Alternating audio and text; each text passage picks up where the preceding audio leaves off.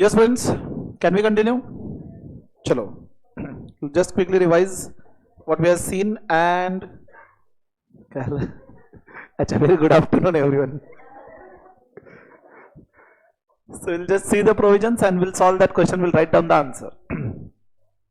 So section 6(1) residential status of individual. When an individual will be said to be a resident, दो में से एक condition अगर वो सेटिस्फाई करता है. First, 182 days or more in India previous year में. Second, 60 days or more in India in previous year and immediately preceding 4 previous year में India में stay 365 days or more. दोनों में से एक भी कंडीशन सेटिस्फाई करते हो तो रेसिडेंट. अगर रेसिडेंट तो सेक्शन 6(6) के एडिशनल दो कंडीशन चेक करेंगे.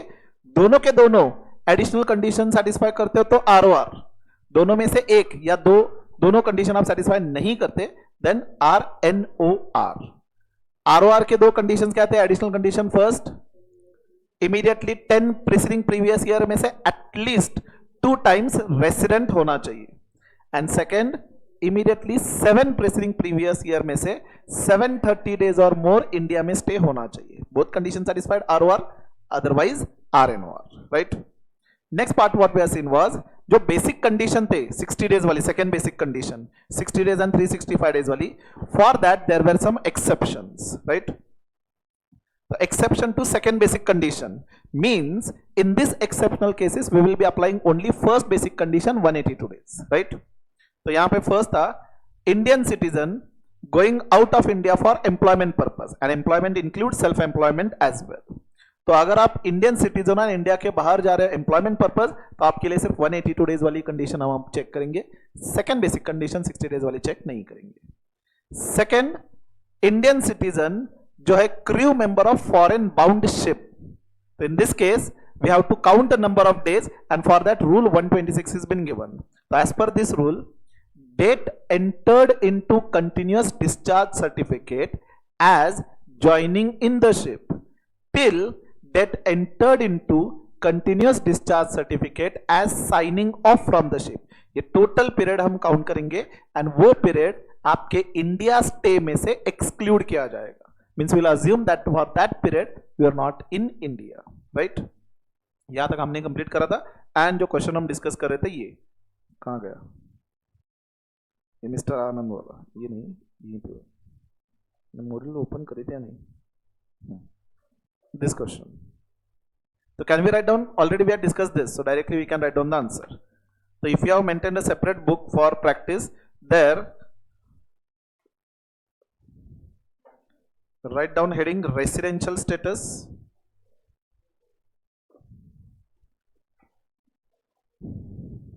and we'll be writing serial number 1 and then reference लिखेंगे कि either class question bank का क्वेश्चन है या स्टडी मॉड्यूल का क्वेश्चन है. तो यहां पे study module question number 1 and also we have to give page number 2.7.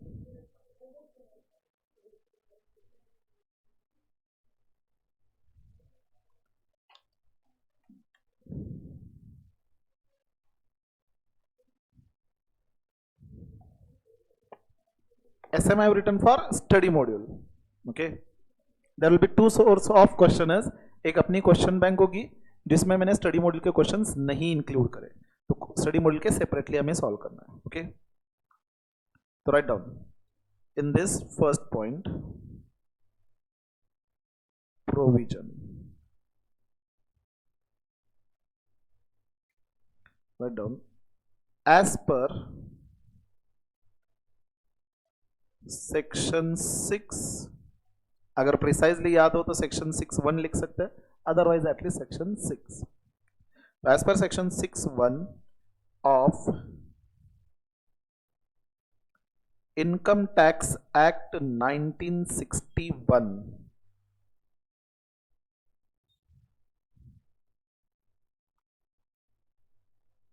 And Indian citizen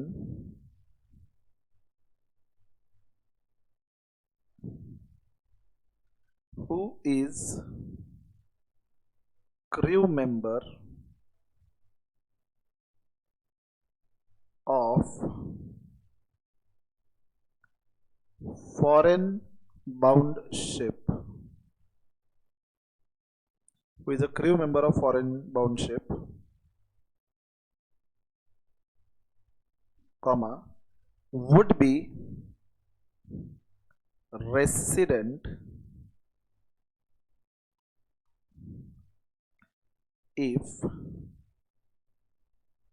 he or she stays in India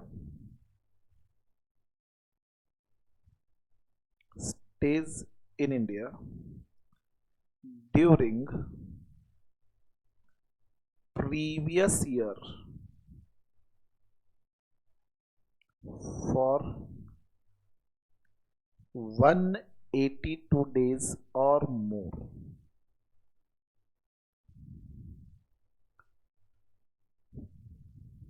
तो बेसिकली हमने लिखा है कि क्रू मेंबर के लिए सिर्फ 180 डेज वाली कंडीशन अप्लाई करेंगे.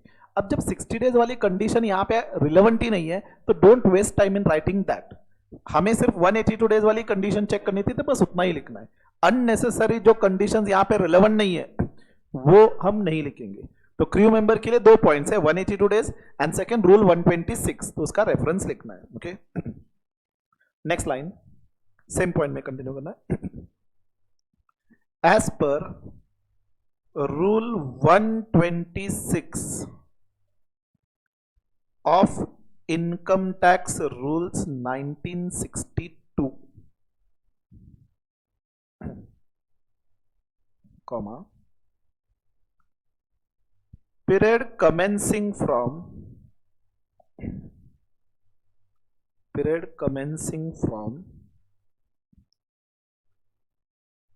date entered into continuous discharge certificate, date entered into continuous discharge certificate as joining in ship till date of signing off from ship shall be excluded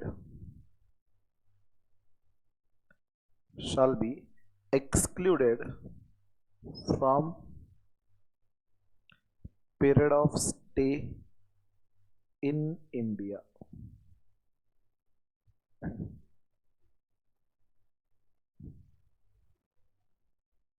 Done.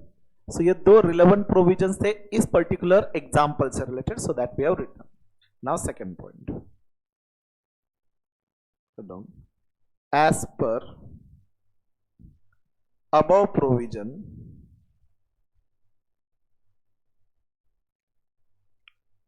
period of stay in India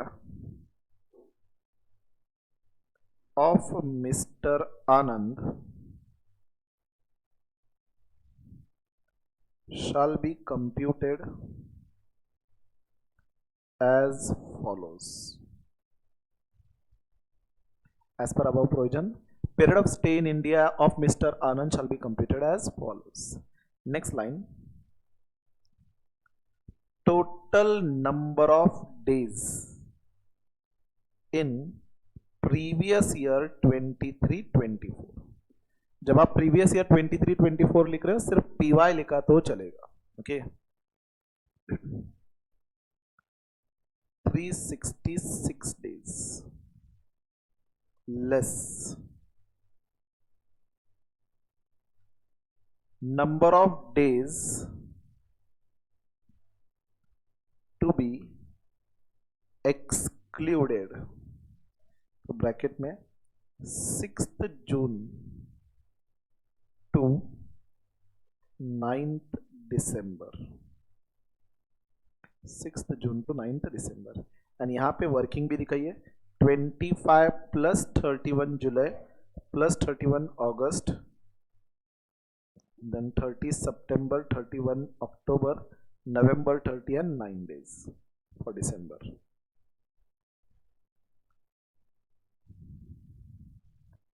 So this is coming to 187 days. Therefore, number of days stayed in India 179 days.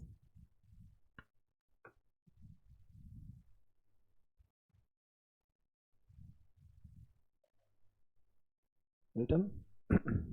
And third point, I'll just dictate now, I won't write. Okay, write down. Not yet completed. Third point लिखे, Mr. Anand's total period of stay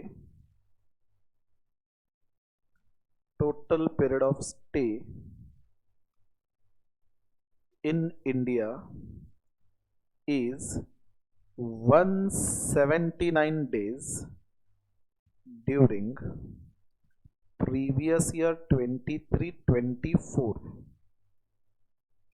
which is less than 182 days.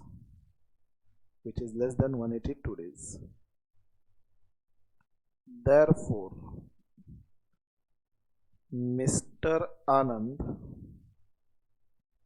is non-resident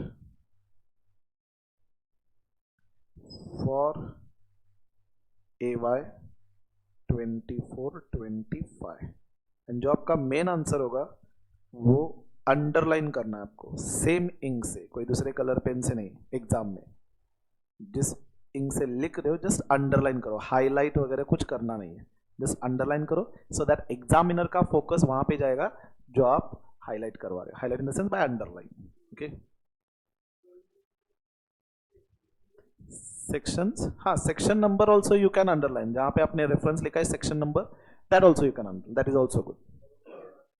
हाँ बराबर होना चाहिए, नहीं तो गलत अगर लिखा तो गलत आंसर हाईलाइट नहीं करना है. Always remember, if you are 100% sure, then write section number. Otherwise, as per provision of so and so act. Okay. Have you all understood? Shall we continue? चलो, अब बेसिक कंडीशन दो थे. First 182 days वाली, second 60 days वाली. 60 days वाली condition के लिए exception हम स्टडी कर रहे थे, right. First exception, Indian citizen going out of India for employment. Second, Indian citizen crew member of foreign bound ship. ये दो पॉइंट डिस्कस कर दिए हमने. अब थर्ड पॉइंट, में बहुत सारे अमेंडमेंट्स हुए, not in the current year, last two last 2 years में अमेंडमेंट हुए. पहले प्रोविजन बहुत सिंपल थी. यहां पे प्रोविजन क्या थी?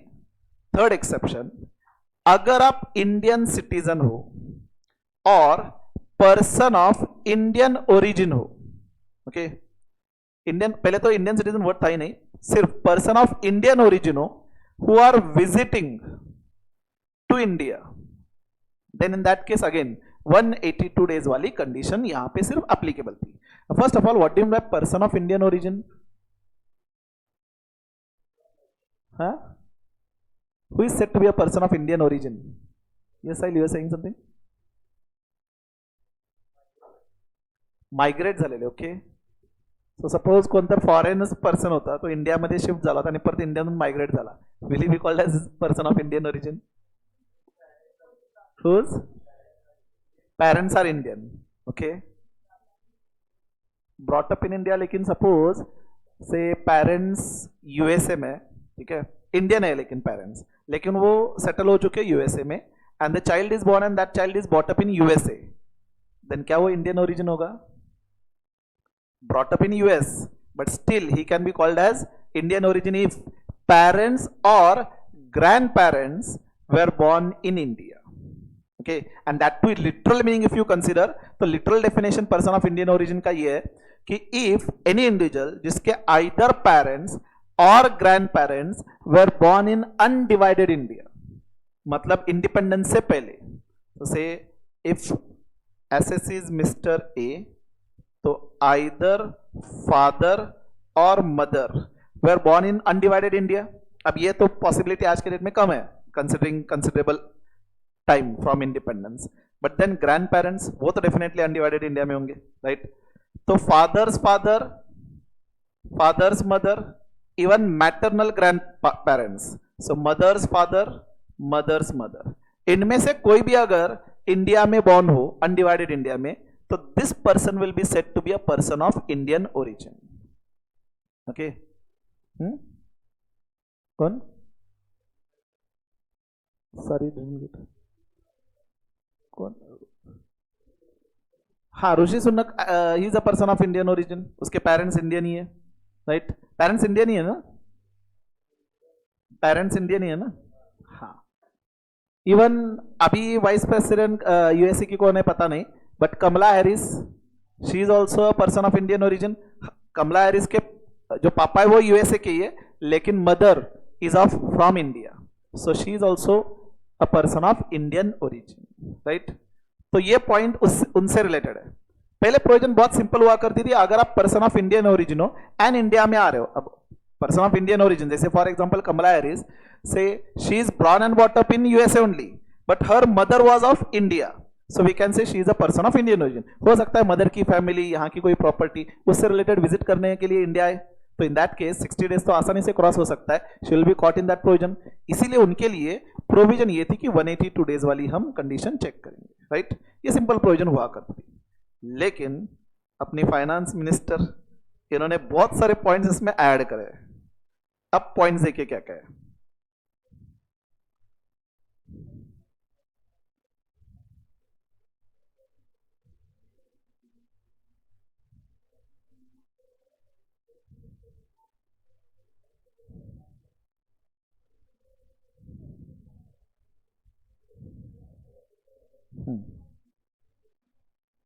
फाइनेंस एक्ट 2020 में इससे रिलेटेड बहुत सारे चेंजेस करे. Now everyone pay attention, this is very important point. इसके ऊपर डेफिनेटली कंफ्यूजन होगा, अब तक तो जैसे कंफ्यूजन हो ही नहीं रहा था. इस पे डेफिनेटली कंफ्यूजन होगा, इस पे मोस्ट प्रोबेबिलिटी एग्जाम में क्वेश्चन आने की. Okay, will solve the question which has been asked in your exam later on, but पहले प्रोविजन अच्छे से समझने की कोशिश करो. क्या दिया देखिए. First point, individual who is a citizen of India or person of Indian origin. Now you already know when will be considered as citizen of India. If you are born in India, then you will be regarded as citizen of India. Okay, or a person of Indian origin. Now the person might not be citizen, but the person might be person of Indian origin. Kamala Harris is not an Indian citizen, but she is a person of Indian origin because her parents are from India. Is it right? So either Indian citizen or person of Indian origin. Who being outside, मतलब वो normally India के बाहर ही stay कर रहे हैं. Okay, India में stay नहीं कर रहे, they have permanently resided outside India, but they comes on visit to India for any reason, they are visiting to India in a previous year, and India में उनका total income 15 lakh या 15 लाख से अगर less है, तो again the things are simple, just we have to check 182 days और more. तो यहां पे जैसे कि मैंने कहा कि पहले प्रोविजन बहुत सिंपल थी, बस एक ही पार्ट था, person of Indian origin 182 days, right? अब क्या किया हुआ है, if you are Indian citizen और person of Indian origin, okay, तो यहां पे आपको टोटल इनकम चेक करना है. ये टोटल इनकम कौन सा? इंडियन इनकम, मतलब वो इनकम जो इंडिया में अक्रिय हो रहा है. ओके, वो टोटल इनकम 15 लाख या 15 लाख से अगर नीचे, तो ईयर ओनली 182 डेज और मोर वाली कंडीशन हम अप्लाई करेंगे. ओके, पहले फोकस करते हैं 15 लाख इनकम पे. यहां पे वर्ड क्या दिया हुआ है? That income which is accrued in India. Means if you take example of Kamala Harris, she is a person of Indian origin, right? So she is covered in this exception, right? So permanently she is settled in USA, but might be she is visiting to India, okay? And India में आकर के she is earning some income. Means suppose USA में her income is 50 lakhs and India में might be उनका कोई एक flat था जो रेंट पे दिया हुआ, इंडिया में शेयर्स इन्वेस्ट किया था, डिविडेंड इनकम है यहां से. ओके, तो these incomes are accrued in India. अब वैसे तो सेक्शन 9 में हमें डिटेल में स्टडी करना है what do you mean bye accrual in India, but फिलहाल के लिए समझ सकते हो कि अगर फ्लैट इंडिया में, तो रेंट इनकम जो मिल रहा है वो इंडियन इनकम कहलाएगा. अगर बिजनेस इंडिया में लोकेटेड है, तो जो बिजनेस से इनकम होगा वो इंडियन इनकम होगा. राइट। अगर शेयर्स इंडियन कंपनी के तो उस शेयर से जो डिविडेंड मिलेगा वो इंडियन इनकम होगा, राइट। तो यहां पे इंडिया से इनकम 13 lakhs उन्होंने कमाया, so total income is 63 lakhs। Now for this clause should we consider total income 63 lakhs और only this 13 lakhs, only this 13 lakhs। ये सबसे पहले इंपॉर्टेंट पॉइंट है, क्योंकि एग्जाम में जब क्वेश्चन आएगा तो n number of incomes will be given, उसमें से आपको इंडियन इनकम आइडेंटिफाई करना है, फॉरेन वाला इनकम छोड़ना है एंड इंडियन इनकम पे फोकस करना है कि वो 15 लाख से ज्यादा या 15 लाख से कम है। ओके, तो first you have to focus on Indian income.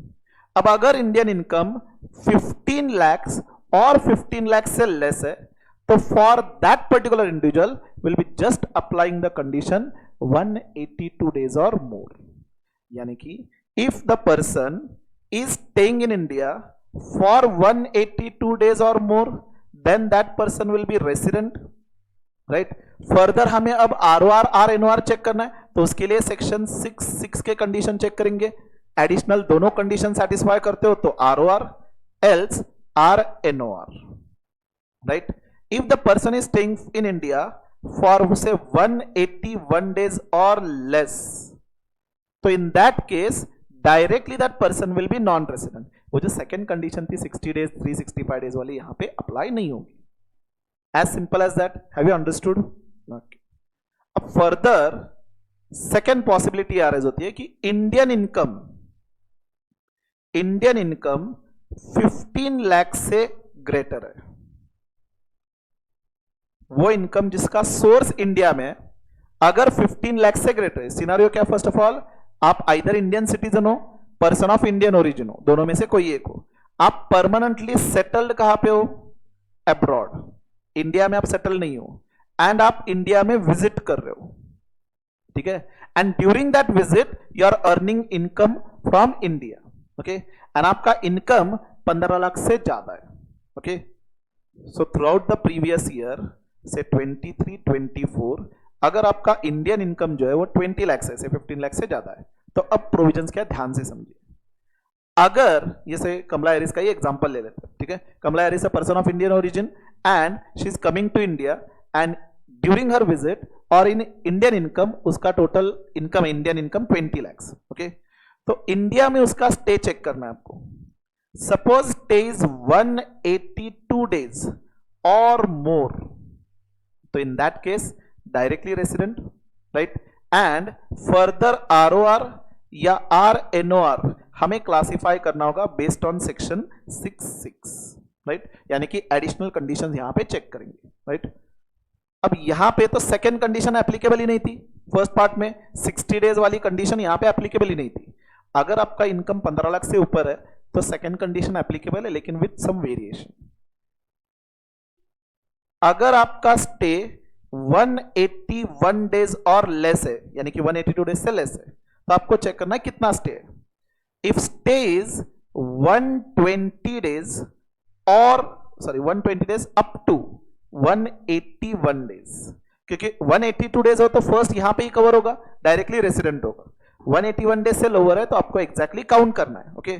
तो 120 days टू 181 days है, means more than 120 less than 181। And preceding 4 previous year में इंडिया में स्टे 365 days और मोर अगर हो, तो अर्लियर देखिए यहां पे कंडीशन क्या थी, वैसे नॉर्मल केस में 60 days और मोर और एंड 365 days, बस ये सेम कंडीशन रखिए, स्लाइट वेरिएशन क्या है, 60 days की जगह 120 days कंसीडर किया हुआ, ओके।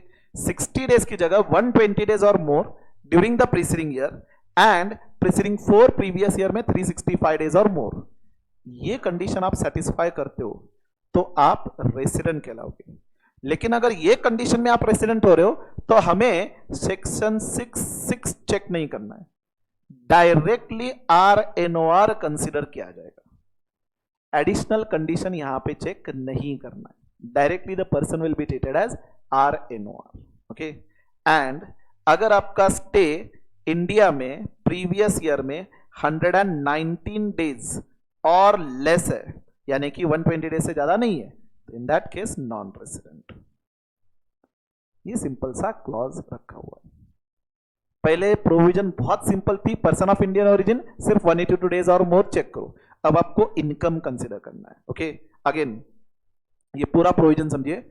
अगर आप इंडियन सिटीजन हो जो इंडिया के बाहर सेटल्ड है, इंडिया में विजिट कर रहा है, ओके, और पर्सन ऑफ इंडियन ओरिजिन है, इंडिया के बाहर सेटल्ड है लेकिन इंडिया में विजिट कर रहे हो, एंड इंडिया से इनकम भी कमा रहे हो. अगर आपका इंडियन इनकम 15 लाख या उससे नीचे, तो यहां पे कोई कॉम्प्लिकेशन नहीं है. सिंपल 182 डेज और मोर आप इंडिया में स्टे कर रहे हो तो रेसिडेंट, 181 डेज और लेस नॉन रेसिडेंट डायरेक्टली. अगर आप रेसिडेंट होते हो तो फर्दर आपको एडिशनल कंडीशन चेक करना है टू डिसाइड वेदर ROR और RNOR. सेक्शन 66 के एडिशनल कंडीशन हम चेक करेंगे, राइट. अगर आपका इंडियन इनकम 15 लाख से ज्यादा इन दिस प्रीवियस ईयर, तो now you have to see the second condition also. तो यहां पे फर्स्ट कंडीशन क्या थी, 182 डेज और मोर, देन तो directly resident, ROR RNOR section 66 के बेसिस पे डिसाइड किया जाएगा. लेकिन अगर ये कंडीशन आप सेटिस्फाई नहीं कर रहे हो, यानी कि 181 डेज या उससे कम स्टे, तो आपको चेक करना है is it more than 120 days, 120 days और more up to 181 days, and for preceding previous year में 365 डेज और मोर. अगर ये कंडीशन सेटिस्फाई करते हो तो डायरेक्टली RNOR यहां पे एडिशनल कंडीशन चेक नहीं करेंगे. एंड अगर आपका स्टे 120 डेज से भी कम है, 119 डेज और लेस, तो यहां पे नॉन रेसिडेंट. तो वैसे नॉर्मल प्रोविजन क्या थी, दो कंडीशन से, सेकंड कंडीशन 60 डेज वाला था, यहां पे 60 डेज की जगह जस्ट 120 डेज करा हुआ है यहां पे. ओके, जब हम इस मैनर में डिस्कस करें तो समझ में आएगा, जब आप नोट्स डायरेक्टली रीड करने जाओगे इमीडिएटली कुछ रिलेट नहीं होगा. Will see over here. Individual being a citizen of India or person of Indian origin who being outside India comes on visit India during the previous year and total income. अब section में दिया हुआ है total income other than foreign income. Other than foreign income मतलब Indian income की बात कर रहे हैं, फॉरेन इनकम छोड़ करके मतलब इंडिया का income. Okay, is exceeding ₹15 lakhs, they would be treated as resident if satisfy any of the following condition. First condition, India may stay 182 days or more, or second condition 120 days or more during the previous year and 365 days or more during 4 immediate preceding previous year. दोनों में से एक condition satisfy करते तो resident हो, लेकिन यहां पे मैंने फर्दर नीचे दिया हुआ है, individual being a citizen of India of or person of Indian origin having income exceeding 15 lakhs. ये 2 मिनट के लिए छोड़ दो, ये टीम रेसिडेंट वाला क्लॉज है, यहां से यहां पे फोकस करो. Exceeding 120 days but less than 182 days and 365 days or more in the 4 preceding previous year, directly RNOR. तो यहां पे section 66 will be assumed as already considered. Okay, and 182 days or more, then resident, and 66 ROR RNOR. Okay, and the same part I have given in the summary notes in this manner. Yeah. Indian citizen or person of Indian origin who comes to visit in India and earns income other than foreign income up to 15 lakhs. तो up to 15 lakh है तो directly exception में covered. Exception मतलब 182 days. And additional point जो finance act 2020 में add किया था ये था कि अगर Indian citizen person of Indian origin who visits to India and during visit he और she earns income where total income excluding foreign source exceeds 15 lakhs, तो स्टे इन इंडिया 182 डेज और more, then resident, additional condition check करेंगे 120 days और more up to 181 days and 365 days or more in 4 preceding previous year, and directly RNOR. Section 66 का reference यहाँ पे नहीं है. And 119 days or less, then non-resident. Have you understood the provision? चलिए अब एक मॉड्यूल का क्वेश्चन देखते हैं. We'll just discuss, will not solve now. इसके ऊपर बहुत इंटरेस्टिंग क्वेश्चंस आपके एग्जाम में पूछे गए, but then first I want to cover other points, क्योंकि बहुत सारे अदर पॉइंट्स का भी रेफरेंस आता है वहां. तो एग्जाम क्वेश्चंस अभी डिस्कस नहीं करेंगे, लास्ट में डिस्कस करेंगे. Read this question.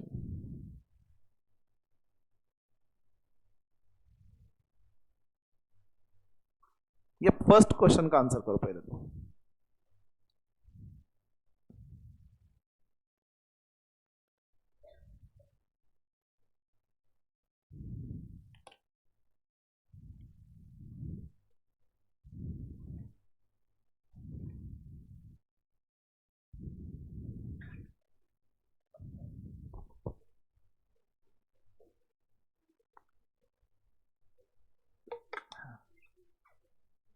Second question Srinath का भूल जाओ, पहले first question. Brett Lee, Australian cricket player.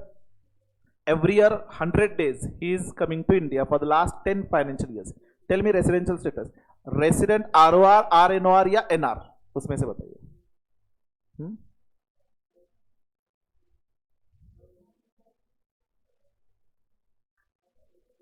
How many of you say ROR? No one. And how many of you say RNOR? 1 2 3 4 5 6 7. And how many of you say non-resident? And what about others? हमने science ही लिया हुआ है, हमें commerce चाहिए ही नहीं. ये discuss किया था हमने थोड़ी देर पहले. RNOR,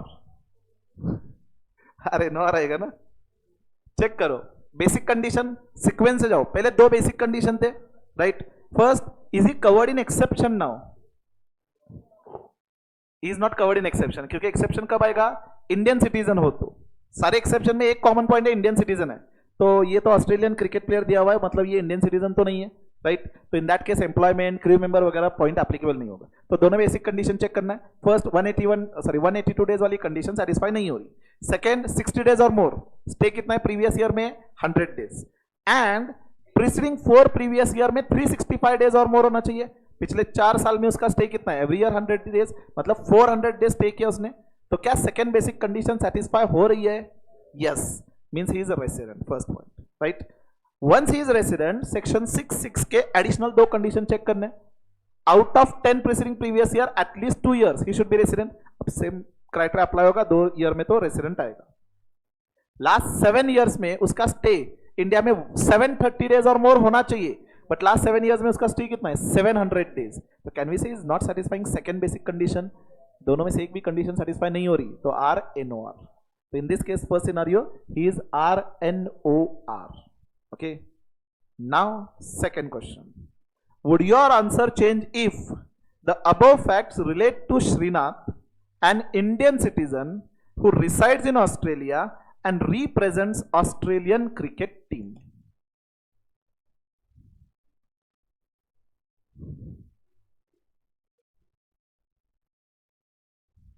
non resident.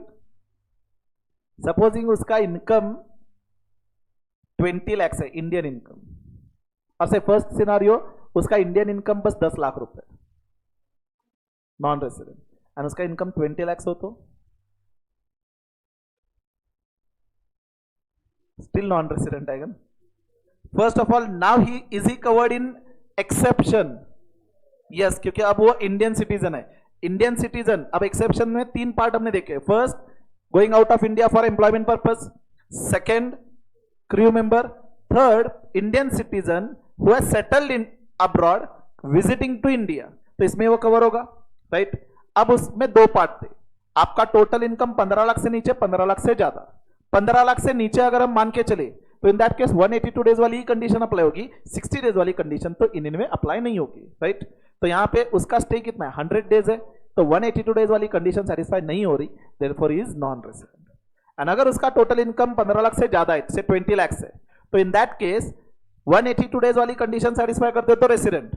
182 डेज वाली कंडीशन सेटिस्फाई नहीं करता तो सेकंड कंडीशन चेक करना है. लेकिन सेकंड कंडीशन चेंज है, यहां पे 60 डेज की जगह 120 डेज है. 120 डेज और मोर एंड 365 डेज और more in 4 preceding previous year, then RNOR directly. यहां पे उसका स्टे प्रीवियस ईयर में कितना है? सिर्फ 100 डेज है. तो 120 डेज वाली भी कंडीशन वो सेटिस्फाई नहीं कर रहा, therefore in that case he will be non resident, right. Third question. What would be your answer if Srinath has visited India for 120 days instead of 100 days every year, including previous year 23-24? अब RNOR directly, right. अब यहां पे भी income check करना होगा. अब income दिया नहीं है अगर क्वेश्चन में, तो दोनों पार्ट लिखना होगा कि अगर श्रीनाथ का इंडियन इनकम 15 लाख से नीचे है तो सिर्फ 182 डेज वाली कंडीशन चेक होगी, then that case he will be non resident. And second, if his income is more than 15 lakhs Indian income, then in that case, as he is staying in India for 120 days, then he will be directly RNOR. Additional conditions यहाँ पे check नहीं होंगे. Okay, have you understood? We'll write down this question, but फिलहाल तो objective just provision बताना था. तो this point should be right और याद रहेगा आपको. ये जस्ट पॉइंट एक लिख ले, मतलब कौन सा, ये वाला, ये जो हमने अभी तक डिस्कस किया हुआ ये। इसमें मैंने देखा है बहुत सारा कंफ्यूजन होता है, तो some points I want to just specify, तो if you write it would be better.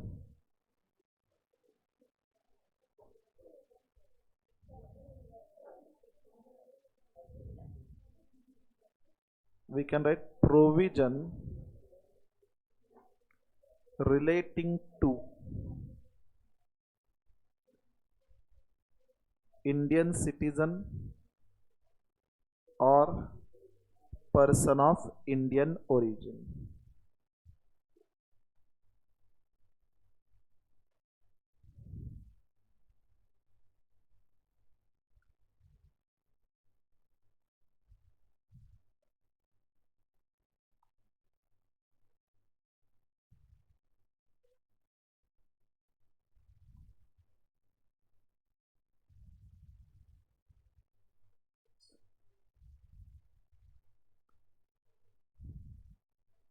इसमें first point,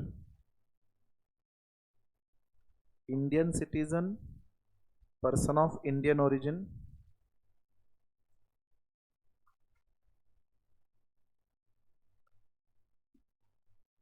normally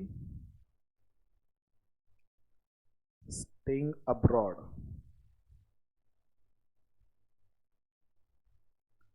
but visits India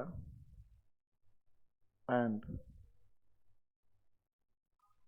earns total income bracket में Indian income,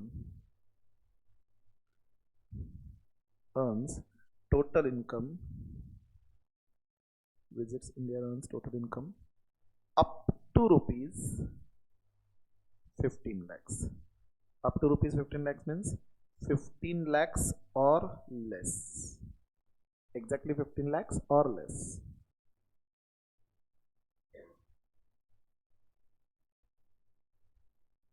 Next line. Stay in India in previous year. Stay in India in previous year. First.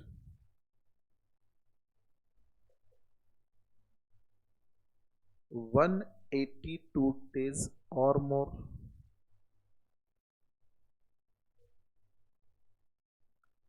Then resident.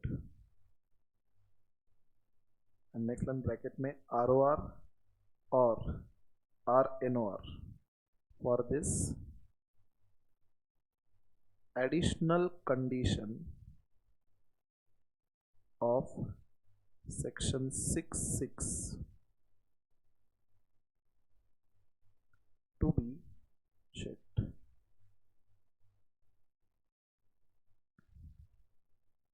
And second, less than 182 days, directly non-resident. Less than 182 means 181 days or less.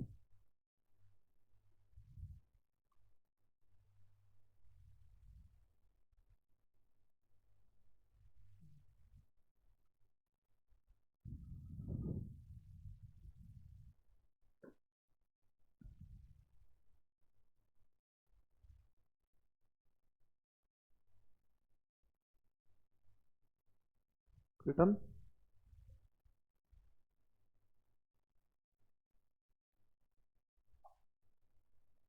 Written. Second point.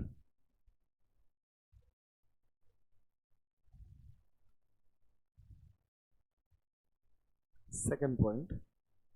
Indian citizen, person of Indian origin, normally staying abroad but visits India and earn total income exceeding 15 lakhs. Exceeding 15 lakhs. Same point. Earlier हमने लिखा था up to 15 lakhs, यानी कि 15 lakhs या उससे कम, अब 15 lakhs से ज्यादा.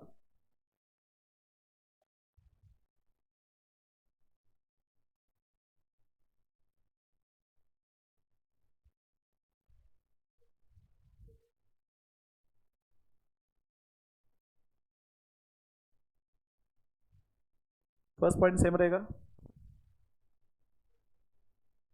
इसके नीचे stay in India in previous year 182 days or more resident ROR RNOR additional conditions has to be checked.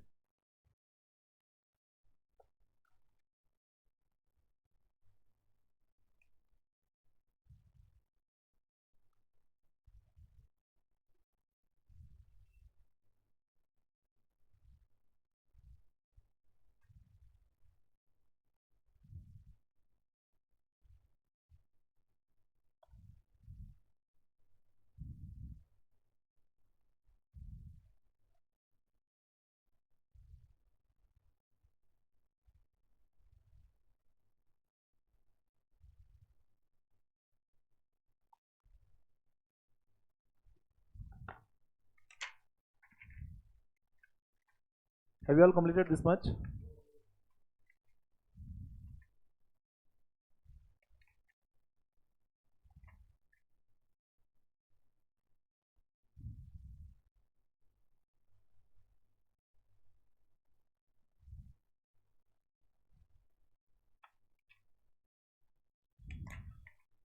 Done?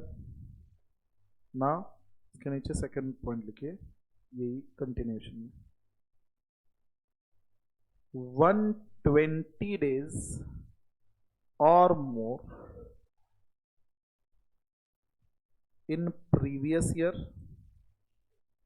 and 365 days or more in 4 preceding previous year. And यहाँ पे जहाँ पे लिखा है 120 days और मोर, यहाँ पे लिख सकते हैं अप टू 181 days, क्योंकि 182 days से ऊपर अगर जा रहा है तो ये फर्स्ट पार्ट में कवर होगा, right?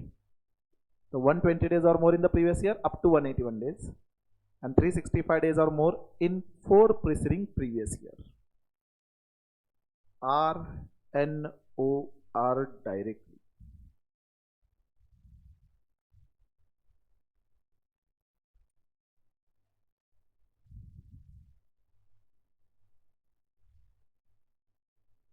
And third, 119 days or less in previous year, तो नॉन रेसिडेंट.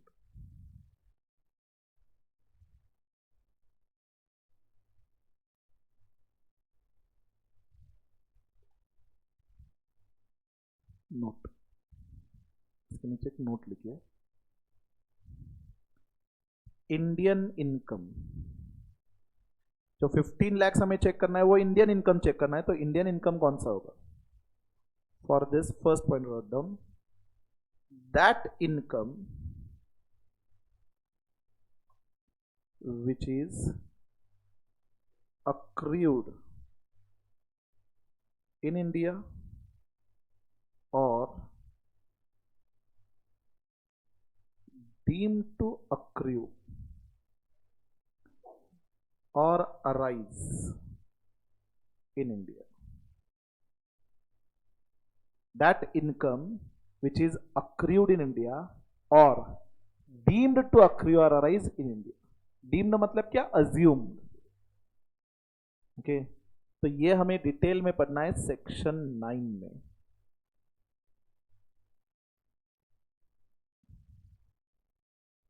एंड एक और पॉइंट यहाँ पे, ये इंपॉर्टेंट पॉइंट है, इसके ऊपर ही एग्जाम में क्वेश्चन आया था. इनकम फ्रॉम एनी बिजनेस और profession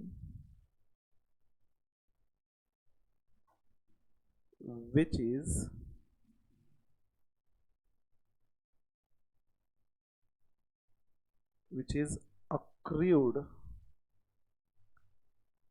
in foreign country. Income from any business or profession which is accrued in foreign country. However, business is controlled from India, business is controlled from India, or sorry, and profession is set up in India.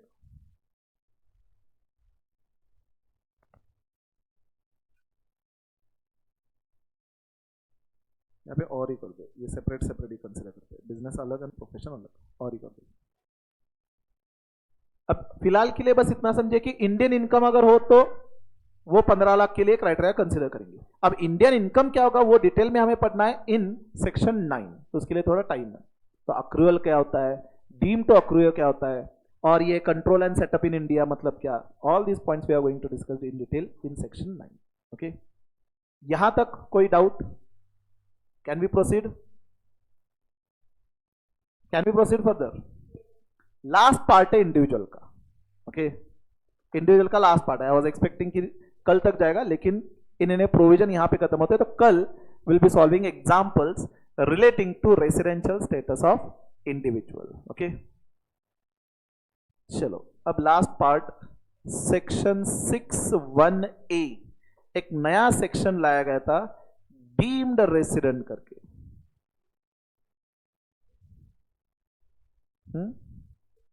अब इसका background समझे कि लोग किस तरह से tax planning क्या करते थे। ये 2 मिनट का है, बुक वगैरह बन डिटेल में इतनी हिस्ट्री नहीं है, जस्ट इसका बैकग्राउंड समझे लोग किस तरह से टैक्स प्लानिंग करते थे। से अगर कोई पर्सन है मिस्टर ए, उसका मल्टीपल कंट्रीज में कोई बिजनेस एक्टिविटी या कमर्शियल एक्टिविटी है, ओके, एंड से he is staying in India for से just 30 days, then he will go to another country, say he will go to Pakistan, stay in Pakistan for 20 days, then he will go to Afghanistan, वहां पे वो 30 days stay करेगा, then से Dubai, वहां पे 30 days stay करेगा। Means multiple countries he is staying and he is making sure कि किसी भी कंट्री में उसका रेसिडेंशियल स्टेटस नॉन रेसिडेंट है, क्योंकि जैसे अपना इनकम टैक्स है, हर एक कंट्री का इनकम टैक्स लॉ है, वहां पे भी रेसिडेंशियल स्टेटस देश के बेसिस पे ही दिया हुआ है। Okay, so what this person is doing, he is switching his country from one country to another country, and every country is making sure कि उसका स्टे इंडिया में जो प्रिस्क्राइब लिमिट है उससे नीचे है, so that in each country he is getting the status of non resident। लेकिन है वो इंडियन सिटीजन, सिटीजन इंडियन ही है, लेकिन हर एक दूसरे कंट्री में स्टे कर रहा है, हर एक कंट्री से इनकम कमा रहा है, एंड उसका टैक्स किसी दूसरे कंट्री में नील आ रहा है बाय एनी रीजन, क्योंकि वो नॉन रेसिडेंट है इसलिए उसको एग्जम्पशन मिल रहा है, और बाय एनी रीजन उसको टैक्स लायबिलिटी किसी भी कंट्री में नहीं आ रही। ओके, तो ऐसे केस में अपनी लॉ कहती है कि जिसका कोई नहीं है वो इंडियन सिटीजन, तो वो हमारा ही पर्सन है, तो उसको हम, भले उसका इंडिया में स्टे 0 days है, लेकिन उसको हम अज्यूम करके चलेंगे कि वो अपना ही पर्सन है। ठीक है, तो वो रेसिडेंट कहलाएगा, एंड वो directly resident but not ordinarily resident कहलाएगा। That's it. तो ये नया सेक्शन लाया गया to cover this kind of persons. Some cases were reported were in some people, Indian citizen, they were getting the status of non resident, and in each country the number of days was very low, in each country they were non resident, and किसी भी दूसरे country में वो कोई tax पे ही नहीं कर रहे थे। तो ऐसे केस में ऐसे पर्सन को हम अपना आदमी मान के चलेंगे। ठीक है, तो that person will be deemed to be. अब यहां पे उसका सेक्शन 6(1) के हिसाब से जो स्टे था 182 days या 60 days भी सेटिस्फाई नहीं हो रहा, हो सकता है इंडिया में उसका स्टे 0 days है, फिर भी उसको मान के चलेंगे कि is a resident and ordinary resident. यहां पे उसका स्टे ही देखना नहीं है, तो कंडीशंस क्या क्या देखने हैं, ही should B N Indian citizen, okay, उसका किसी दूसरे कंट्री में टैक्स लायबिलिटी नील आ रहा है, okay, then he will be considered to be RNOR even if his stay in India is 0 days, and उसका टोटल इनकम इंडिया में 15 लाख से ऊपर होना चाहिए, दैट टू इंडियन इनकम। क्योंकि छोटे मोटे पर्सन को हम यहाँ पे कवर करने का कंसिडरेशन ही नहीं है, छोटे मोटे लोगों को गवर्नमेंट छोड़ रहा है। वैसे जो पर्सन इंडिया में 15 लाख कमा रहा है, ऐसे पर्सन को इंडिया में कैच करना है गवर्नमेंट को। देखिए क्या दिया हुआ है, कहां गया, Section 6(1)(a), deemed resident, notwithstanding anything contained in Section 6(1), an individual being a citizen of India, तो ये first condition, Indian citizen होना चाहिए, having total income other than foreign sources, except income from business or profession set up in India.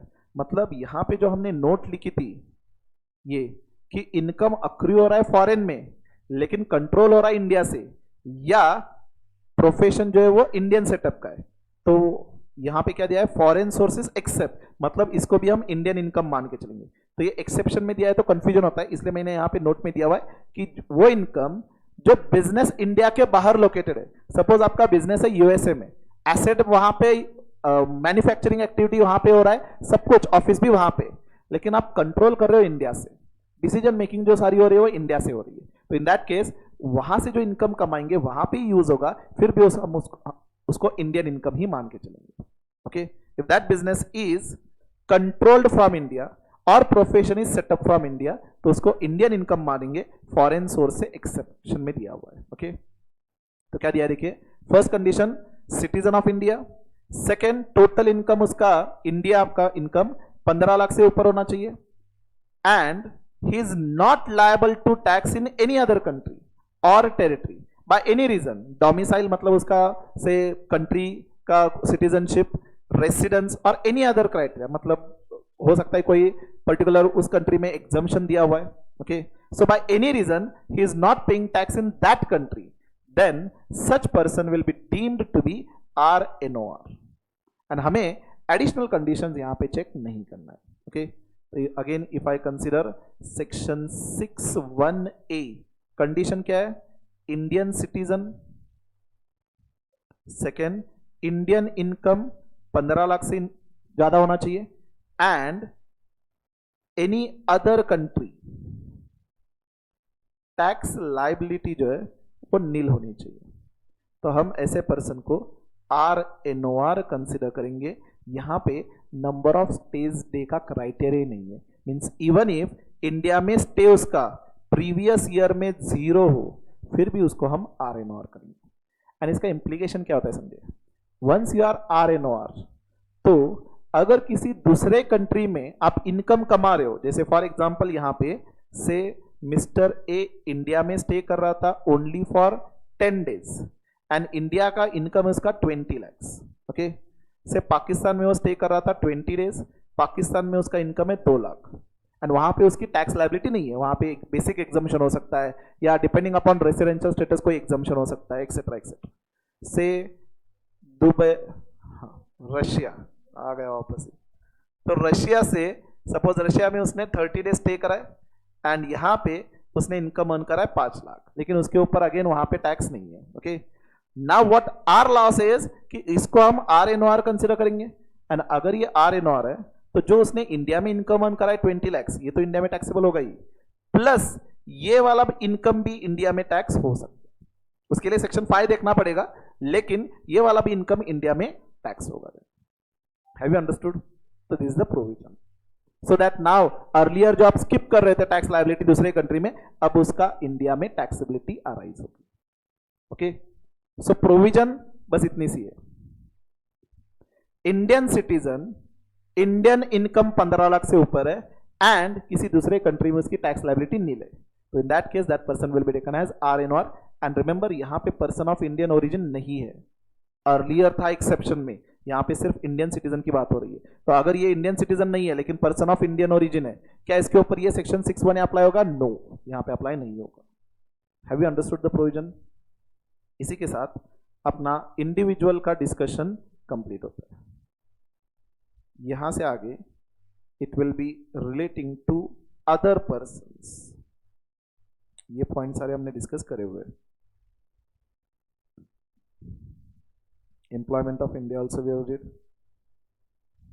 Now एक बार exam में question आया था, when an individual will be treated as RNOR, when an individual will be treated as RNOR, कौन से conditions है? हमने ROR के कंडीशन देखे थे। ROR के लिए कंडीशन क्या था कि 10 प्रीसीडिंग प्रीवियस ईयर में at least 2 preceding previous year you should be resident. अगर ये कंडीशन सेटिस्फाई नहीं करते मतलब क्या, कैन आई से for 1 preceding previous year you are resident और 0 preceding previous year you are resident, बराबर. इसका मतलब ये हुआ कि 9 preceding previous year में you are नॉन रेसिडेंट, बराबर, और 10, राइट. तो यहां पे क्या होंगे आप, आर एनओआर होंगे, इज इट राइट. तो ये फर्स्ट कंडीशन आएगी आप. Out of 10 preceding previous year you are non-resident in 9 preceding previous year at least. So in that case you will be treated as RNOR. Second condition ROR की हमने क्या देखी थी, 7 preceding previous year में आपका stay 730 days और मोर होना चाहिए. तो ये कंडीशन सेटिस्फाई नहीं करते तो RNOR होगा, राइट. तो ये नहीं करना मतलब क्या, आपका स्टे 7 preceding previous year में कितना होना चाहिए, 729 और लेस, राइट. तो यहां पे 10 preceding previous year में NR, 9 preceding previous year and 7 preceding previous year में इंडिया में स्टे कितना होना चाहिए, 720 डेज और लेस. तो इन दैट केस ये दोनों कंडीशन सेटिस्फाई करते हो तो RNOR कह सकते हैं हम. अब आपके मॉड्यूल में ROR की भी कंडीशन दी है, RNOR की भी कंडीशन दी है, मतलब इसका उल्टा एग्जैक्टली. ROR के लिए ये दो कंडीशन एंड इसका एग्जैक्ट उल्टा ये. ओके, तो some places you might see this type of answer. हमने ये सेपरेटली डिस्कस क्यों नहीं करा, अननेसेसरी कंफ्यूजन ऐड होगा, बराबर. अगर हम ROR के चेक करते हैं ना, वो कंडीशन सेटिस्फाई ना हो तो इन्हें RNOR ही होगा. बस एक बार एक क्वेश्चन में, एग्जाम में क्वेश्चन ये था कि explain the scenario where and person will be called as RNOR. तो इन दैट केस ये जो कंडीशन हमने देखी थी उसका उल्टा लिखना होगा कि out of 10 preceding previous year you were non-resident in 9 preceding previous year. Out of 7 preceding previous year, your stay in India was for 729 days or more. क्या और कोई जगह RNOR हो सकता है? अगर आप इंडियन सिटीजन हो, पर्सन ऑफ इंडियन ओरिजिन हो, हैविंग इंडियन इनकम 15 लाख से ज्यादा एंड आपका स्टे इंडिया में 120 डेज और more up to 181 days and 365 days और more in 4 preceding previous year, तो भी हमने डायरेक्टली डिस्कस किया था RNOR, राइट. एंड अगर deemed resident section 6(1)(a) apply हो रहा है देन ऑल्सो RNOR. ये 4 मार्क के लिए थ्योरी क्वेश्चन आ सकता है. तो क्योंकि ये था इसलिए मैंने यहां पे सेपरेटली दिया होना चाहिए. this part when a person will be treated as RNOR, third and fourth deemed resident ये 6(1)(a) एंड अगर आपका इनकम 15 लाख से ज्यादा है 120 डेज और अप टू 182 डेज तो डायरेक्टली RNOR. तो ये 4 पॉइंट मैंने इसलिए दिया हुआ कि एग्जाम में ये क्वेश्चन था. अदरवाइज मैंने पर्पसली RNOR के अलग से कंडीशन दिए नहीं है, मॉड्यूल में अलग से दिए हुए, लेकिन अननेसेसरी कंफ्यूजन होगा. तो आप याद रखने के लिए ROR के कंडीशन याद रखो, उसमें से अगर कोई कंडीशन सेटिस्फाई नहीं हो रहा तो इन एनी वे RNOR होगा. Have you all understood? With this we have completed with residential status of individual. Can we proceed? Just 2 minute HF का एक बार डिस्कस कर लेते हैं. ओके, सिंपल सा पार्ट है ये, पहले पार्ट कंप्लीट कर लेते हैं, उसके बाद टाइम रहा तो वीडियो देखेंगे. ठीक है, ये जो टारगेट पार्ट है वो पहले कंप्लीट कर लेते हैं. सैटरडे कोई वीडियो देखेंगे. सैटरडे वैसे भी मेरा क्लास बहुत ज़्यादा टाइम रहने वाला है. Mohit sir is not going to take class on Saturday, so I will be taking from 11 to 6.